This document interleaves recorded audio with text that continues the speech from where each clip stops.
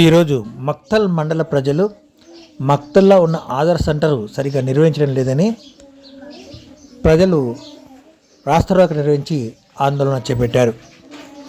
ప్రభుత్వం వెంటనే ఆధార్ సెంటర్ నిర్వహించాలని వాళ్ళు కోరారు.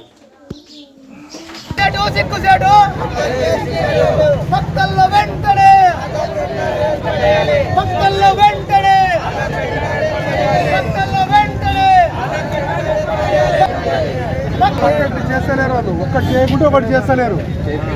ఒక్కటి ఫింగర్ రాదంటే అది రాదంటారు, ఇది రాదంటే అది రాదంటారు. ఎలా కొడుతున్నారు వాళ్ళకి?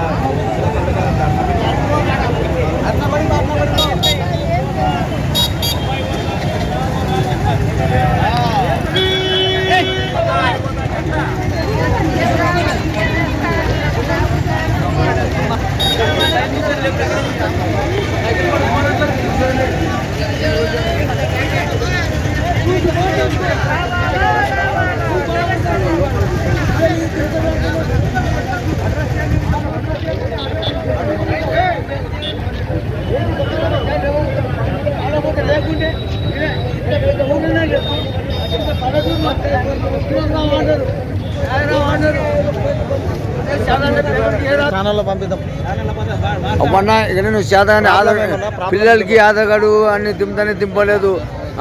అది తంపులు కూడా తెలుసా, 100 రూపాయలు తీసుకుంటున్నారు. ఆడనేమో అలా రేవంత్ రెడ్డి ఏమో ఫస్ట్ ఒక ఫ్రీ అంటున్నారు, 100 రూపాయలు తీసుకుంటున్నారు. ఆ తెలంగాణ లేదా అది రిపోర్ట్ రాయడానికి కూడా మళ్ళీ రాజకీయ కూడా లేరు. ఏమా కేసీఆర్ ప్రభుత్వం మాకు ఇవన్నీ ఏం లేవు, 100 రోజులు కూడా లేదు. ఇంకా లేకపోయింది మొత్తం ధర్నా ఇవన్నీ పోలీసు వాళ్ళ సహకారం మొత్తం నుండి కలెక్టర్ రావాలా, వాళ్ళ ఇన్ఛార్జ్ మొత్తం తీసుకొని కాసి నేను కూల్ అవుతున్నా. నాది మక్తల్ మండలమే, నా పేరు కాశప్ప. ఓన్లీ 90 days లో ఇంత ఘోరాలు జరుగుతున్నాయి. తప్పుడు పనులే. 90 రోజుల్లో ఈ పథకాలు సరిగా అమలు కానప్పుడు ఎందుకు పెట్టాలి ప్రభుత్వం? ఇంటికి వచ్చి ప్రభుత్వం 90 days కానప్పుడు రాష్ట్ర స్టార్ట్ అయితే ఎట్లా ప్రభుత్వం? ఆధార్ సెంటర్లు ఓన్లీ ఆధార్ సెంటర్లు తిరగడం కోసం ఇంత ప్రాబ్లమ్ చేస్తారా? చిన్నపిల్లలు స్కూల్ బంద్ అయితే అన్ని బంద్ అవుతాయి.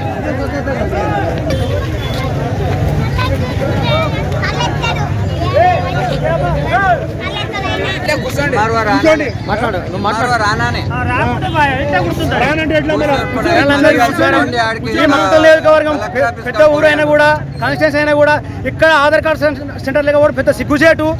ఇంత స్థానిక శాసనంలో తొందరగా స్పందించి ఇక్కడ తొందరగా ఏర్పాటు చేయాలని కోరుతున్నాము. అదేవిధంగా మొన్న 8 తారీఖు 12 తారీఖు వరకు మొక్కలు ఏర్పాటు చేసిన తర్వాత వాళ్ళు ఇక్కడ 12 తారీఖు వరకు కరెక్ట్ దింపకుండా చేయకుండా 18 తారీఖు రమ్మని చెప్పి కాసి మళ్ళీ అప్లికేషన్ మీద డేట్ వేయడం ద్వారా ఈరోజు రావడం జరిగింది. వస్తే ఇక్కడ ఒక్కరు కూడా మిషన్ లేవు, జనాలు లేరు.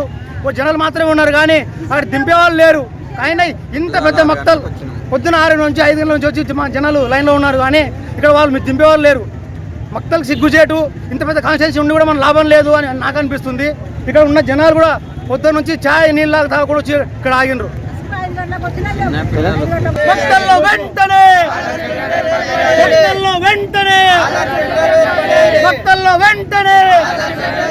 ఏర్పాటు చేయాలి.